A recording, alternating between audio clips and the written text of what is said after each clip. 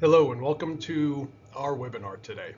My name is Paul Mazzucco and I am the Chief Information Security Officer for TierPoint.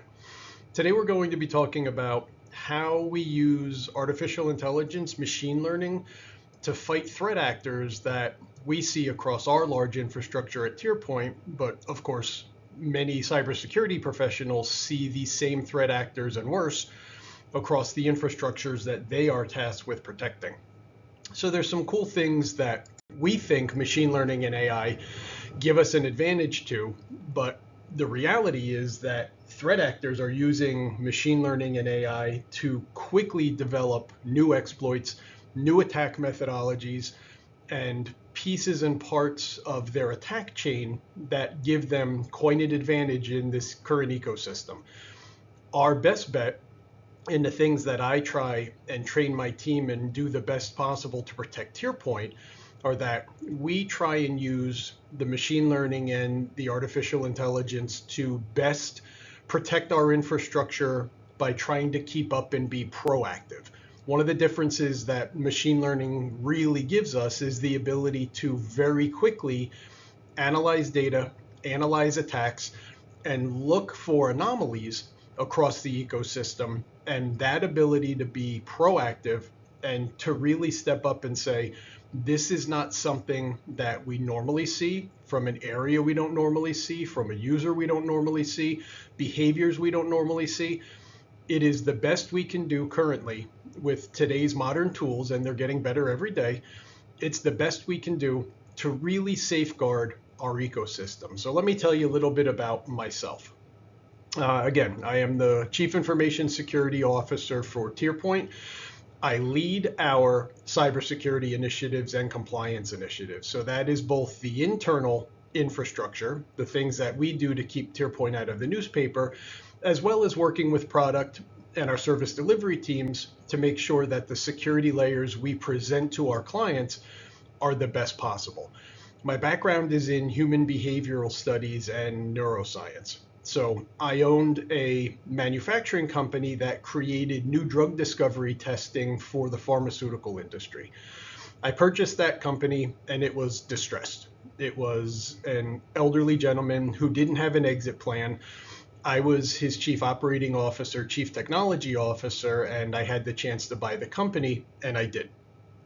We grew that company and we ended up getting a patent for human behavioral PTSD testing for soldiers coming back from battle. So if there's any soldiers listening to this, any active duty or former military, I genuinely thank you. And I don't just say that, I genuinely thank you because you are responsible for the way of life that us in the United States have. I don't just throw roses with that. I genuinely appreciate your service. One of the issues is that we digitized the Stroop procedure, and the Stroop procedure was the standard test for PTSD for soldiers coming back from battle. But it was an analog test, and it was given by one researcher with a pad of paper and a list of questions. But humans have biases, and we're going to talk about that a little bit later in the presentation. The fact that humans have biases mean that soldiers who really needed help sometimes couldn't articulate well. They had so many issues coming back, especially from active battle, that they would have a hard time speaking and articulating what the issues were that they were facing. Or there were soldiers who didn't have that level of stress or PTSD, but they found ways to game the system. So we had people who really weren't entitled or needed these benefits getting them, and we had soldiers coming back who really needed the benefits who didn't qualify. So what we did is we basically created a lie detector on steroids: skin conductance, brainwave activity, eye movement. We took a test that was about 65 to 68% accurate, and we made it 99.9% accurate. After we got the patent, it became the default test for soldiers with the VA hospital. And we continued work and enhanced that process so that by the time we were done, we had what was essentially a portable cart system. We had our portable physiology platform, which is what we called our device, and 3 screens that we could literally wheel into the VA hospital lower the screens over the patients who needed assessments and give them the ability to get through at least the first stage of what we considered a long road to recovery. That led to Department of Defense integration, GSA schedules, led me all the way up to creating a CFR Part 11 compliant infrastructure for storing that data. And then eventually I became a CISO for the company that I created that infrastructure for. We sold that company, and eventually we were acquired by a company called TierPoint. I continued on, and I've used my skills to help TierPoint become one of the world's largest and most respected MSPs, something I'm very proud of. And everybody who knows me knows I love cigars. We may talk about cigars later. And I started a cigar brand called Evil Genius Cigars that we had a really good time with. We grew that and sold that to a large cigar manufacturer. So I've had a couple turns, I've had some blessings in life, and I'm proud to be here and present to you. So let's talk about TierPoint. So TierPoint has, as most people who are on this webinar know, TierPoint has every level of hosting that your accommodations might need.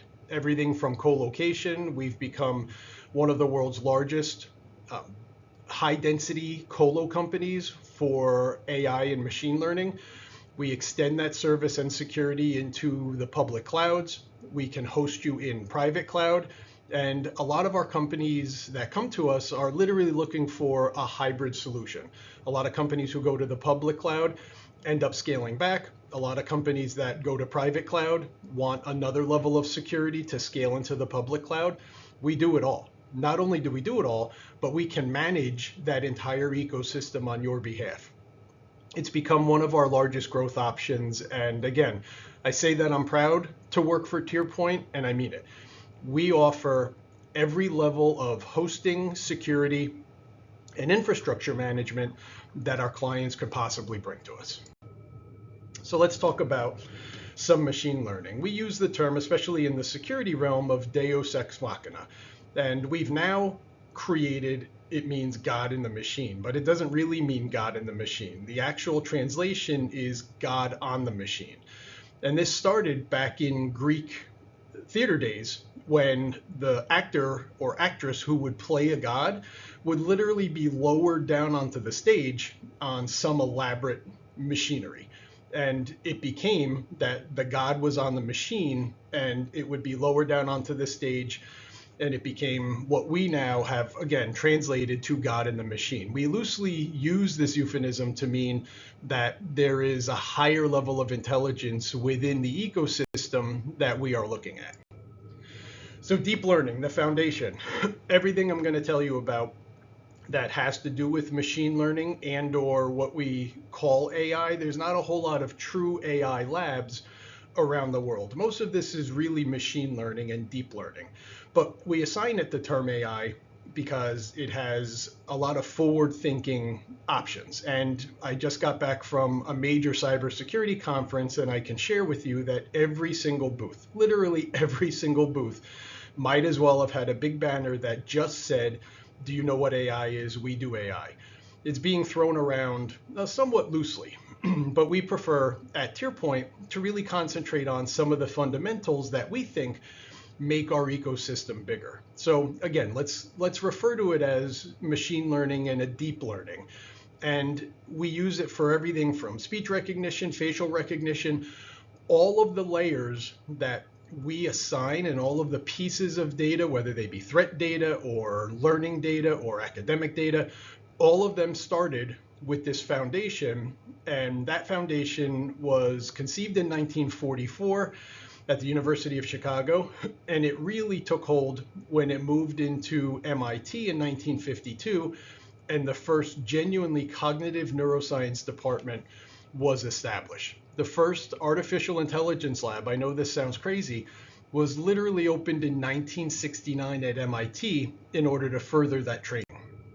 So deep learning, the neural networks, these are the most valuable tool that neuroscience has, and that has translated into modern day machine learning threat hunting. So what we're trying to do literally is mimic the human brain. The human brain has processes, comfort zones, procedures. When we learn something new, the brain wants to compartmentalize that new event, whether it be a good event, a bad event. The brain wants to compartmentalize it into a box or a cluster of memories that it's familiar with. Now, that's not to say that the brain can't later make a change and make a decision that it doesn't fit there, but the brain likes to put it in that easy compartment so that it can then analyze data and make comparisons to other relative data that it has experienced before. That is the basics of what these neural networks are doing. And it started with the perceptron. So it was a very simple one input layer, one analysis layer, and one output layer. But today, modern neural networks are billions of input layers and billions of analysis layers and output layers. Just at TierPoint, when we train our machine learning models, we have over 15 billion attack data points that we use to train our models. 15 billion with a B. That is how we have collected this data, secured this data, and we use real attack data across our infrastructure in order to train our models to serve TierPoint's and TierPoint's clients to the best of our ability. So how can it fortify our infrastructure? So these neural networks in action actually take all of these data analysis points and convert them into something usable. So let's take facial recognition. Over 200 million images are needed in order to train a machine learning or an AI model in human facial recognition. We all hold up our phone and it scans our face. It used to be about 120 points of recognition, but modern facial recognition is over 300 data points, and it doesn't care about the color of your eyes, the color of your skin, the color of your hair. It's looking for algorithmic measurements within your face, the space between your nostrils, the space between your eyes.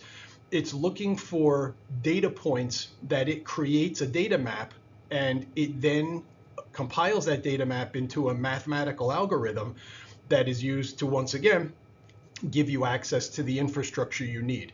Speech recognition, 10,000 hours of audio analysis to train modern day speech recognition. We all hold up our phone and say, "Hey Siri" or "Hey Google," and we get a response. Think about the millions of hours of audio analysis that were needed in order to make that our reality now.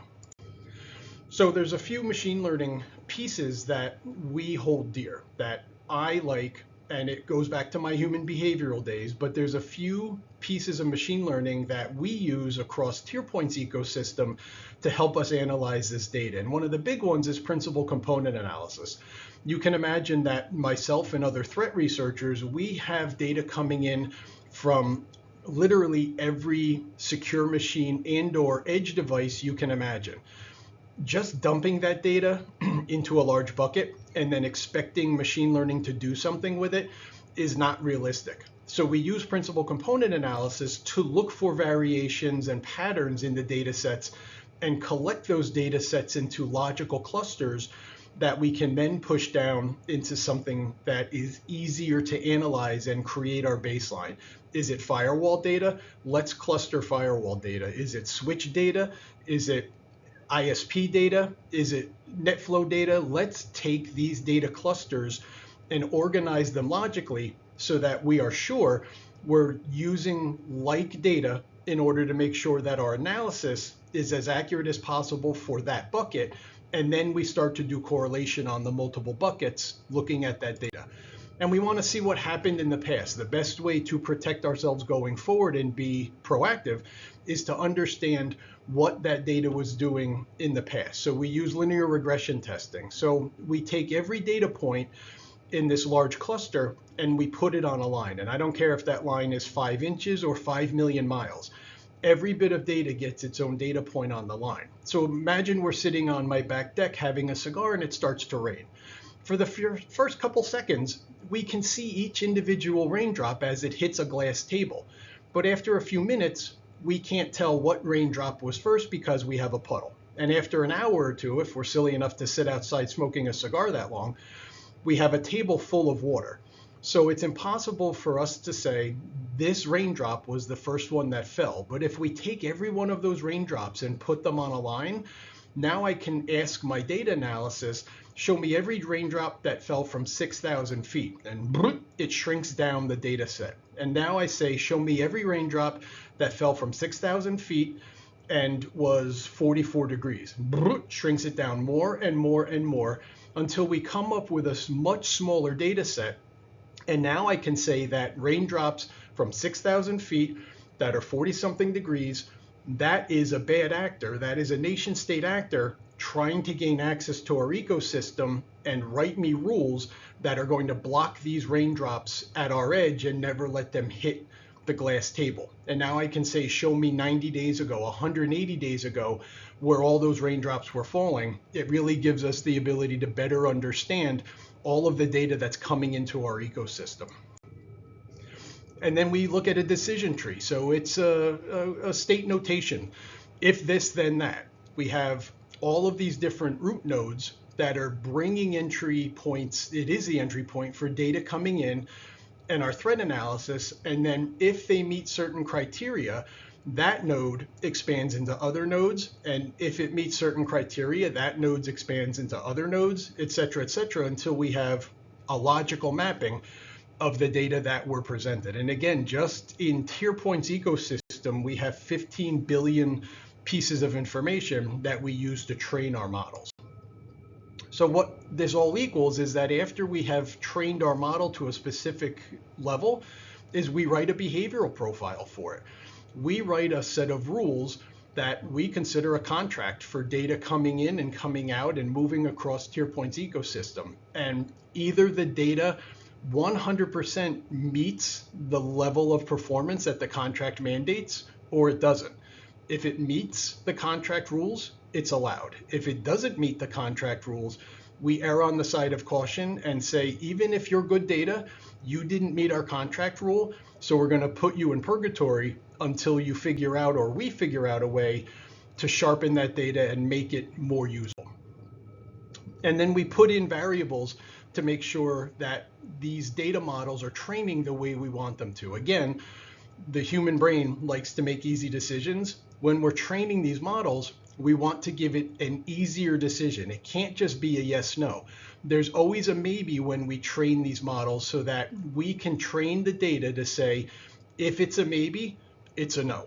If it's a yes, it's a yes. But a maybe is a no and a no is a no.